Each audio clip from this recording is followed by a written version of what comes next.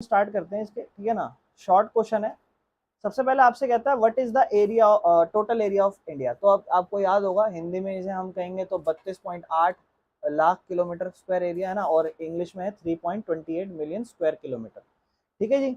इसके बाद सेकंड अगर हम ध्यान रखें, कहता है ऐसे कंट्रीज बताइए जो लैंड बाउंड्री शेयर करती है इंडिया के साथ। तो लैंड बाउंड्री शेयर करती है मेरे भाई, क्या इसमें श्रीलंका हो सकता है? नहीं। क्यों नहीं हो सकता श्रीलंका? क्योंकि वो हमारे साथ लैंड बाउंड्री नहीं शेयर करता, वो समुद्र रास्ते पे आता है, वो हमारे आइसलैंड नेबर है, ठीक है ना। अगर मैं बात करूं तो पाकिस्तान के साथ, अफगानिस्तान के साथ हम शेयर करते हैं, लेकिन मैंने आपको याद होगा नोट्स में समझा रखा था कि वो हिस्सा अफगानिस्तान के साथ अभी किसके कंट्रोल में है? अभी वो कंट्रोल में है पाकिस्तान के, पीओके में कवर्ड है। यानी कि अगर आप लैंड बाउंड्री शेयर करके अफगानिस्तान जाना चाहो तो आप नहीं जा सकते, आपको फ्लाइट से ही जाना पड़ेगा। चाइना, नेपाल, भूटान, बांग्लादेश और म्यांमार, ठीक है ना। बांग्लादेश और म्यांमार हमारे नॉर्थ ईस्ट की साइड पे है, ठीक है ना। बाकी कहता है land latitudinal extent and longitudinal extent बताइए। तो लैटिट्यूडनल एक्सटेंट ये आप देखो ऑलरेडी थ्योरी में पढ़ चुके हो, और लैटिट्यूडनल लॉन्गिट्यूडनल आपका ये है, ये जरूर है, इंपॉर्टेंट है, याद करना जी, बहुत इंपॉर्टेंट है। खामखा आपका चैप्टर खराब हो जाएगा, इसको साइड बाय साइड कवर करते चलना। कहता है स्टैंडर्ड मेरिडियन 82.30 ईस्ट पे है, जो कि आपका कहाँ से होके जाता है, ये बताओगे कौन से आपके इंडिया कौन सी जगह से होके जाता है? मिर्जापुर से। और यही आपका स्टैंडर्ड टाइम कहलाता है पूरे देश का, यानी कि इसका जो टाइम कहलाता है वही पूरे देश में हम एक्सेप्ट करते हैं। याद है ना, हमने पढ़ रखा था पूरा मैप, अगर आप इंडिया का देखोगे। आपको बोलता है which water body surrounded India, surround India. तो इंडिया के आसपास कौन सी वाटर बॉडी थी? तो तीन है। यहाँ अगर आप इंडिया का मैप देखोगे ऐसे, तो इंडिया के इस साइड पे बंगाल की खाड़ी है, इस साइड पे अरब सागर है, और नीचे इंडियन ओशन है, ठीक है। आपको बोलता है दो इम्प्लीकेशन बताइए इंडिया का लॉन्गिट्यूडनल एक्सटेंट के बारे में, दो इम्प्लीकेशन क्या क्या है। लॉन्गिट्यूडनल की बात कर रहा है, लॉन्गिट्यूडनल मतलब ये तो आपका लैटिट्यूड होता है, ये आपका लॉन्गिट्यूड होता है यहाँ से यहाँ, यानी कि अरुणाचल प्रदेश से गुजरात जो आपका पूरा है, दैट इज लॉन्गिट्यूडनल एक्सटेंट। और इसमें आप दो इम्प्लीकेशन, मतलब इसका क्या फर्क पड़ता है, तो इससे प्रॉब्लम ये आती है कि ईस्ट से वेस्ट में हमारे इंडिया में 2 घंटे का फर्क पड़ जाता है, ये इसका एक रीजन है। और दूसरा कि क्योंकि इसमें 2 घंटे का फर्क पड़ता है, तो 2 घंटे के फर्क की वजह से अब अरुणाचल प्रदेश में, जैसे मान लो अभी अभी इस टाइम पर हम लोग अभी जो टाइम फॉलो कर रहे हैं, मान लो इस टाइम पर 5:43 हो रहे हैं, ठीक है। तो 5:43 है, तो ये इंडिया का स्टैंडर्ड टाइम है। दिल्ली में इस टाइम पर अगर आप एग्जैक्ट टाइम देखोगे तो ये नहीं हो रहा होगा, इस टाइम पर दिल्ली में थोड़ा कम टाइम होगा। और अगर आप अरुणाचल प्रदेश जाओगे तो इस टाइम पर वहां पर आप यही सेम टाइम, टाइम अभी भी यही हो रहा होगा। देखो वैसे तो हम पूरा टाइम सेम फॉलो करते हैं पूरे इंडिया में, लेकिन आप 5:43 में इस टाइम पे अरुणाचल प्रदेश में हो सकता है अंधेरा महसूस करने वाले हो सकता है वहां पे अब रात होने वाली हो।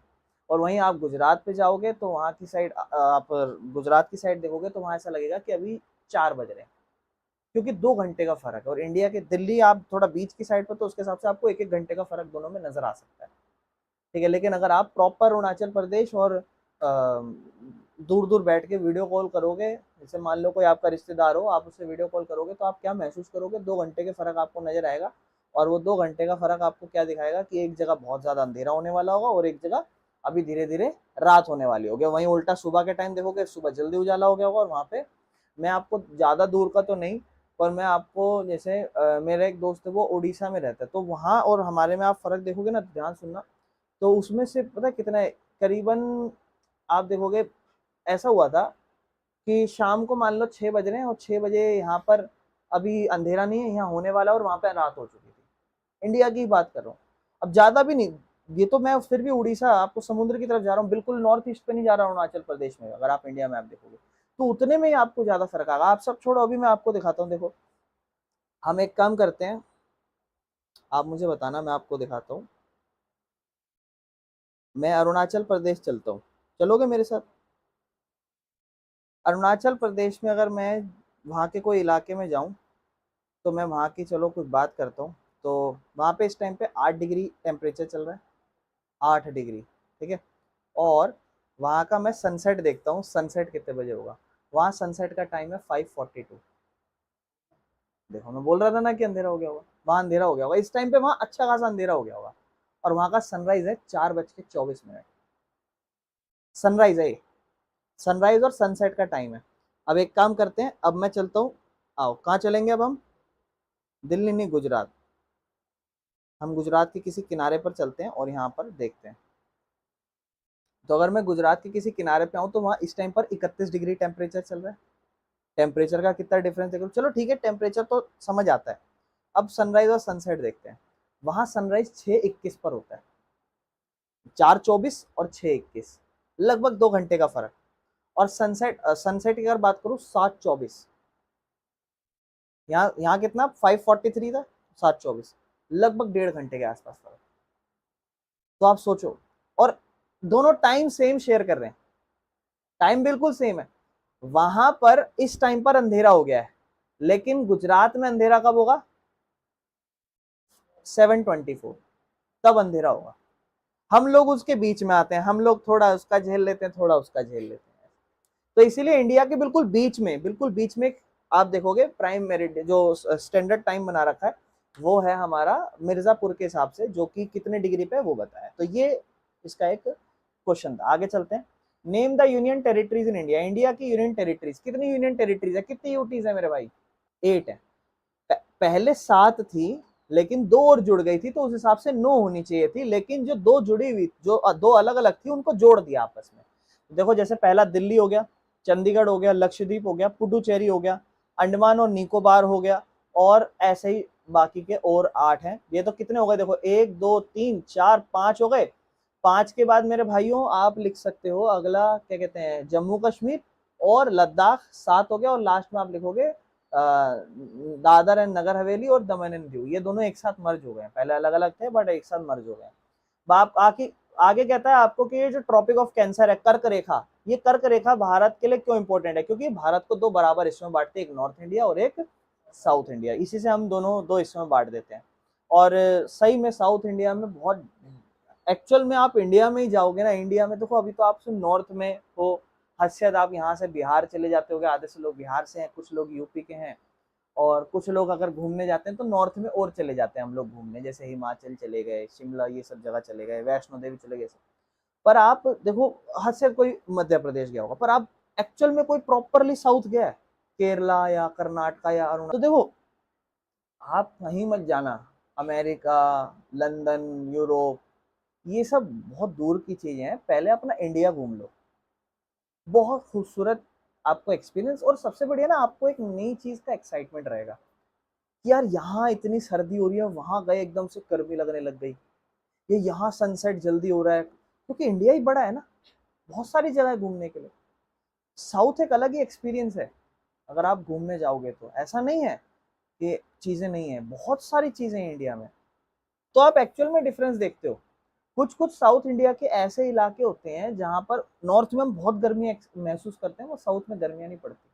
समुद्र के इलाके में जाओ, वहां एक्सट्रीम गर्मी नहीं पड़ेगी, मतलब पड़ेगी ऐसी बात नहीं है, वहां ह्यूमिडिटी पड़ती है, जो आपको चिपचिपा नमी वाला मौसम होता है ना, जो इरिटेट कर देता है बारिश के टाइम पे। लेकिन वहां ऐसी गर्मी नहीं पड़ेगी जो बिल्कुल आप दिल्ली में महसूस कर रहे हो एक टाइम को, बिल्कुल ही गर्म। दिल्ली में तो देखो एक रीजन है कि क्यों आप गर्मी महसूस करते हो, इंडस्ट्री की वजह से चारों तरफ ढका हुआ है, डेंसिटी जहां ज्यादा होगी, लोग ज्यादा जहां रहेंगे, फिर वहां तो अपने आप ही लगेगा आपको। तो ये 2 पार्ट्स में बांट देता है। आगे चलते हैं। 2 आइसलैंड बताओ इंडिया के, groups of India where they are located. तो एक लक्षद्वीप है और एक हमारा अंडमान एंड निकोबार है। अंडमान निकोबार बंगाल की खाड़ी में, और लक्षद्वीप जो है अरेबियन सी। लक्षद्वीप एक्चुअल में अच्छा खासा सुंदर है, और पर वो थोड़ा सा अंडर डेवलप्ड है। थोड़ा सा उसको डेवलप करोगे ना तो वहाँ टूरिज्म जाएगा, लोग मालदीव जाते हैं ना जैसे ट्रैवल करने, तो लोग यहाँ जा सकते हैं, बहुत अच्छी जगह है ये भी। अच्छा, इंडिया को एक सब कॉन्टिनेंट क्यों कहा जाता है? तो देखो, जैसे एक सब कॉन्टिनेंट नाम दे रखा है, इंडिया इज अ सब कॉन्टिनेंट, तो नाम क्यों दे रखा है? तो बोलता है क्योंकि इसका साइज के हिसाब से यहाँ पे डिफरेंट क्लाइमेट पड़ते हैं, यहाँ डाइवर्सिटी है लैंड्स की डाइवर्सिटी है। लैंड्स डाइवर्सिटी मतलब माउंटेन्स भी मिलेंगे आपको, प्लेट्यू भी मिलेंगे आपको, डेजर्ट भी मिलेगा इंडिया में, समुद्र भी मिल जाएंगे आपको, और प्लेन्स जैसे नॉर्मल हमारे। तो आप हर चीज एक्सपीरियंस कर सकते हो इंडिया में। सोचो, आपको हर एक डिफरेंट डिफरेंट चीजों के लिए अलग अलग जगह जाना पड़ता है, ये सारी चीजें आप इंडिया में फील कर सकते हो। हाँ, वो बात अलग है कि एक पर्टिकुलर जगह का ही एक्सपीरियंस लेना है, that is a different thing, ठीक है।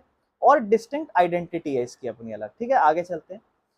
2 ज्योग्राफिकल एडवांटेज बताइए इंडिया की लोकेशन के। तो देखो, इंडिया सेंट्रल लोकेशन में पड़ता है, ईस्ट और वेस्ट के बीच में। ये हमारा, अगर इस तरफ हमारा ईस्ट है, इस तरफ हमारा वेस्ट है, तो सेंट्रल पड़ता है। तो ट्रेड रूट जितने भी एयर रूट पड़ेंगे या लैंड रूट से जितने भी सारे, पुराने जमाने में सिल्क रूट पड़ता था, वो सब इंडिया से होता हुआ जाता था। तो एक इंपॉर्टेंट जगह पड़ती है। और यहाँ पर लंबी कोस्ट लाइन है जो इंटरनेशनल ट्रेड को प्रमोट करती है। कोस्ट लाइन का मतलब समझते हो, समुद्री जो लाइन है। जैसे आप देखते हो इंडिया का कितना हिस्सा आधे से ज्यादा, कितना था इंडिया का समुद्र में, सिर्फ जो इंडिया की बाउंड्री से कनेक्टेड था, कितना किलोमीटर है। लॉन्ग कोस्ट लाइन है जो 6100 किलोमीटर के आसपास है इंटरनेशनल ट्रेड पे। तो भैया बहुत एडवांटेज वाली सिचुएशन है। कोई भी ट्रेड करता है कुछ भी, तो उसको अपनी फ्यूलिंग के लिए या कुछ भी जगह चाहिए उसे रोकने के लिए। और कुछ देश ऐसे हैं जो सिर्फ समुद्र पे ही हैं, कुछ कुछ ऐसे हैं जो बिल्कुल लैंड ही चारों तरफ घिरे पड़े हैं जमीनों से, वहाँ समुद्र बेचारे कहाँ, उन्हें घूमने के लिए कोई ऐसे देश जाना पड़ता होगा जहाँ बीच होते हो। हमारे यहाँ तो हम सब एक्सपीरियंस कर सकते हैं, है ना। बाकी सदर्न मोस्ट पॉइंट पूछता है इंडिया का, और ये कब हुआ था, तो बोलता है इंदिरा पॉइंट था, और ये सबमर्ज हुआ था जब 2004 की सुनामी आई थी, ठीक है ना, तब ये सबमर्ज हो गया था। बाकी कितने यूटी और कितने स्टेट है, तो 28 स्टेट है और 8 यूनियन यूटी है। ये 2024 के डाटा के अकॉर्डिंग है, ध्यान रखना, आगे जाके चेंज हो सकता है, कभी भी कुछ भी हो जाता है। पहले नहीं था, हमारे टाइम पे हम 29 राज्य पढ़ा करते थे और 7 यूनियन टेरिटरीज पढ़ा करते थे। फिर आपके टाइम पे धीरे धीरे देखो कितना चेंज आ गया। कहता है पड़ोसी कंट्री बताओ जो इंडिया के ईस्ट में आता है। अब जैसे इंडिया का मैप जब आप ऐसे देखोगे तो इंडिया के ईस्ट में ये वाली साइड पे आप देखते हो बांग्लादेश होता है और म्यांमार होता है, ये ईस्ट है, ठीक है।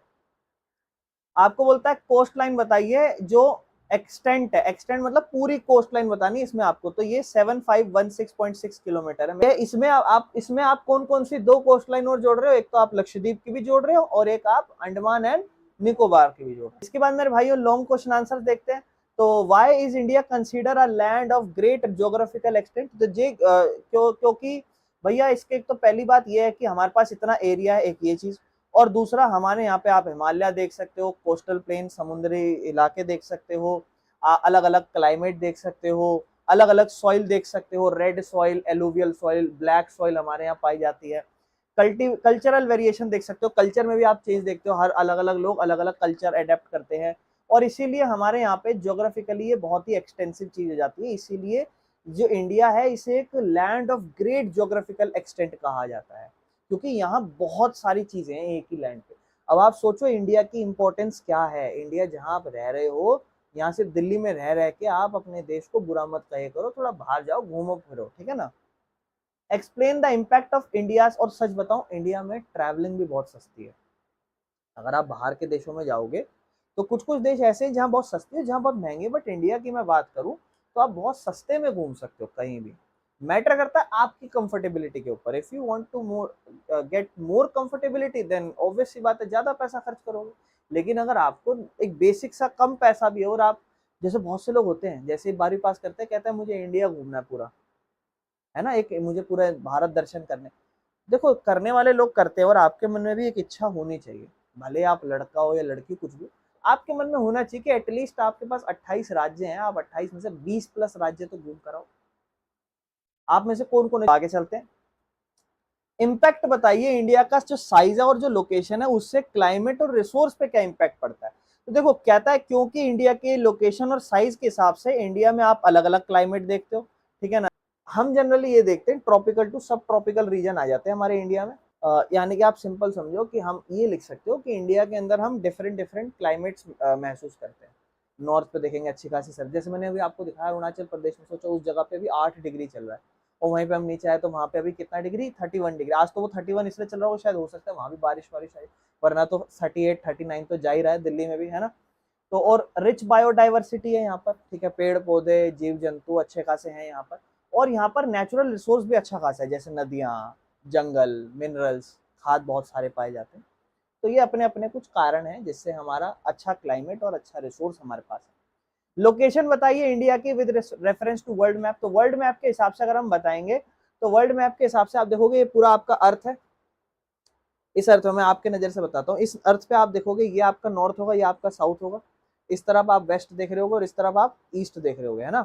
आप देखोगे इंडिया आपका नॉर्थ और ईस्ट इस रीजन में आता है। अगर आप इंडिया पूरा अर्थ को ऐसे 4 हिस्सों में बांटोगे, 4 टुकड़ों में, तो इस हिस्से में आता है आपका ऊपर वाला, नॉर्थ ईस्ट में। तो हमारा नॉर्थ और ईस्टर्न हेमिस्फेयर में आता है, और किस किस में, एक तो हमारा ईस्ट और अफ्रीका के बीच में आता है, ईस्ट एशिया और अफ्रीका के बीच में, क्योंकि हम एशिया में नीचे रहते हैं, तो इस तरफ देखेंगे ईस्ट एशिया है और इस तरफ देखेंगे अफ्रीका, उसके बीच में आते हैं हम। बाकी हमारा बॉर्डर पाकिस्तान, बिखारिस्तान, चाइना, नेपाल, भूटान, बांग्लादेश, म्यांमार और श्रीलंका के साथ लगता है। बाकी आगे चलेंगे। Why is the Indian Ocean named after India, तो इंडियन ओशन का इंडिया पे नेम क्यों दिया, बाकी तो किसी का नहीं है। तो बोलता है ये एक स्ट्रेटेजिक पोजीशन है इंडिया की ओशन पे, बिल्कुल हेड पे आते हैं हम उसके, बिल्कुल जैसे जो भी ओशन है उसके बिल्कुल हेड पर हम लोग आते हैं। और लंबी कोस्ट लाइन हमारी उसके साथ जाती, कितनी लंबी है देखो, है ना कितनी, 6100 किलोमीटर। और हिस्टोरिकल इन्फ्लुएंस भी हमारा बहुत ज्यादा रहा है ट्रेड के हिसाब से, तो इसीलिए उस पर नाम हमारा पड़ा है, क्योंकि लोग जब भी ट्रेड करने जाते थे तो वो इंडियन ओशन नाम देने लगे कि हम, हाँ यार इस रास्ते में इंडियन ओशन पड़ता है, क्योंकि इंडियंस लोग ऊपर रहते, इंडिया इंडियन ओशन, इस तरीके से नाम दे दिया।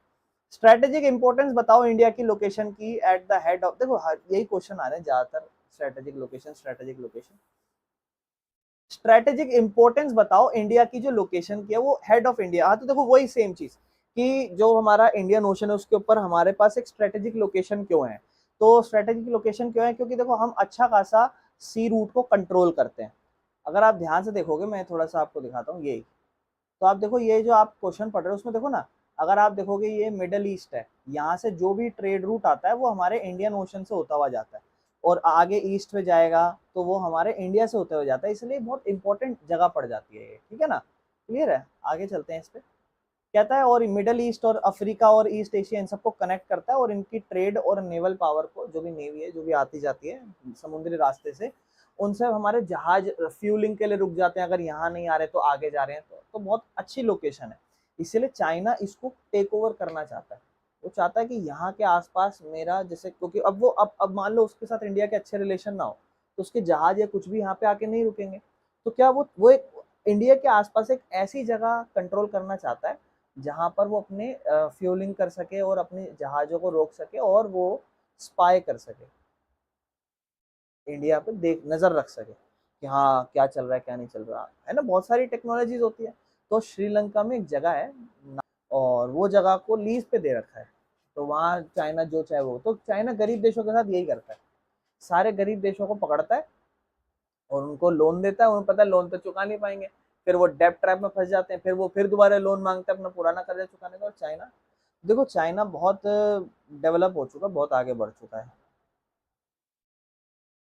और इंडिया में अभी भी आप देखो, शाम को जाके न्यूज देखोगे तो पहलगाम में ये हुआ, पहलगाम, कोई बुराई नहीं है, पॉइंट है कि न्यूज वाले ना फालतू दिखाते हैं, पहलगाम में एक मुस्लिम ने ये कर दिया, एक मुस्लिम ने वो कर दिया, हिंदू मुस्लिम लड़ाते रहेंगे और पूरा दिन यही चलता रहेगा उनका। देखो मेजरली यही होता है, वो देश को आगे नहीं बढ़ा सकते, ठीक है ना, उनको पता है हमारी तो रोटी सब्जी बनी रही है, जो गरीब है मरता रहे, गरीब, और क्या दिक्कत है। How does India maintain unity in diversity despite it, बहुत बकवास बकवास क्वेश्चन है, दोबारा पढ़ते हैं। How does India maintain unity in diversity despite its vast geographical variation, तो देखो इंडिया में एक आप प्रॉब्लम देखते हो कि इंडिया में बहुत ज्यादा डाइवर्सिटी है, डाइवर्सिटी एरिया के हिसाब से देख लो, कुछ पहाड़ी इलाके हैं, कुछ समुद्री, कुछ डेजर्ट है, और अलग अलग डिफरेंट इलाके हैं, तो उस वजह से आप डाइवर्सिटी देखते हो। लेकिन फिर भी एकता कैसे बनी हुई है इंडिया में, तो एकता ऐसे बनी हुई है कि जैसे हमारा एक तो संविधान है, वो हम सबको एक करके रखता है, दूसरा हमारा जो डेमोक्रेसी है, लोकतंत्र, वहाँ लोगों का शासन चलता है, और उसके साथ साथ त्योहार हैं हमारे, या ट्रेडिशन जो है हम मेंटेन करते हैं, हमारी लैंग्वेज, रिलीजन और कल्चर, ऐसा नहीं है कि हम एक ही लैंग्वेज को प्रमोट करते हो और सबको हम इक्वली रिस्पेक्ट करते हैं, एक ही रिलीजन को ऐसा नहीं है कि कोई प्रमोट करा जा रहा हो, तो वो सारी बातें बताइए। Next question, discuss the role of India's central location between east and west Asia, तो ये वही चीज है कि ईस्ट एशिया और वेस्ट एशिया में इंडिया जो है इंपॉर्टेंट स्ट्रेटेजिक लोकेशन लेके बैठा है, जो उस लोकेशन में क्या करता है, एक इंपॉर्टेंट रोल प्ले करता है व्यापार के लिए, ठीक है ना, ट्रेड के लिए या कल्चरल एंड पॉलिटिकल रिलेशंस के बीच में। बाकी कैसे लैटिट्यूडनल और लॉन्गिट्यूडनल अफेक्ट करता है टाइम को और इंडिया के क्लाइमेट को, तो हमने वो ऑलरेडी पढ़ रखा है, 2 घंटे का फर्क होता है, टेम्परेचर में भी चेंज है, अभी अभी मैंने आपको दिखाया 8 डिग्री 31 डिग्री। आगे चलते हैं, इंपॉर्टेंस बताइए इंडिया की लैंड बाउंड्री और कोस्टल बाउंड्रीज की, तो देखो लैंड बाउंड्रीज और कोस्टल बाउंड्रीज की इंपॉर्टेंस ये है कि एक तो इंटरनेशनल ट्रेड इंपॉर्टेंट हो जाता है, अगर आप इंटरनेशनल ट्रेड करना चाहते हो तो ईजी है, बाउंड्री से आप कर सकते हो, या फिशिंग हो गई या टूरिज्म हो गया, ये सब चीज़ों पे हम ध्यान देते रहते हैं। बाकी एक शॉर्ट नोट बताइए इंडिया की नेबरिंग कंट्रीज का और कैसे रिलेशन है, तो हमारे जनरली नेपाल, भूटान और बांग्लादेश के साथ जनरली बेसिक से रिलेशन है। आप देखते हो अभी भी एक ट्रेन चलती है जो इंडिया से बांग्लादेश जाती है, बांग्लादेश से इंडिया आती है। बाकी बॉर्डर इश्यूज हमारे चाइना और बिहारिस्तान के साथ चलते हैं। क्लियर है मेरे भाई, बस इसमें इतना ही है और कुछ नहीं है। तो ये कुछ क्वेश्चन आंसर मेरे को आपके साथ डिस्कस करने थे इनको अच्छे से पढ़ लेना, ज्यादातर शॉर्ट वाले ज्यादा अच्छे क्वेश्चन है तो उनको अच्छे से कर लेना, ठीक है।